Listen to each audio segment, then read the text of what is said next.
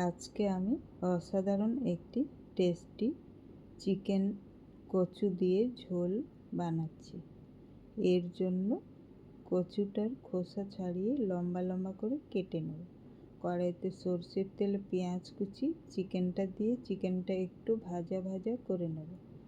পরিমাণ মতো নুন, হলুদ, টমেটো কাটা, জিরে, ধনে, আদা, রসুন, কাঁচা লঙ্কা, গরম মশলা বাটা দিয়ে চিকেনটা কিছুক্ষণ কষিয়ে নেব।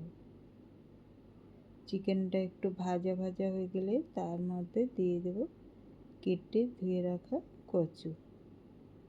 কচু দিয়ে পরিমাণ মতো আর একটু নুন দিয়ে কচুটাও একটু ভেজে নেব। একটু ভাজা ভাজা হয়ে গেলে তার মধ্যে দিয়ে দেব জল দিয়ে কুকারের মধ্যে দিয়ে মিডিয়াম আঁচে 2 সিটি দিয়ে নেব। কুকার ঠান্ডা হয়ে গেলে ব্যাস রেডি। টেস্টি গরম গরম ভাতের সাথে খাবার জন্য অসাধারণ একটি রেসিপি চিকেন কচু দিয়ে ঝোল।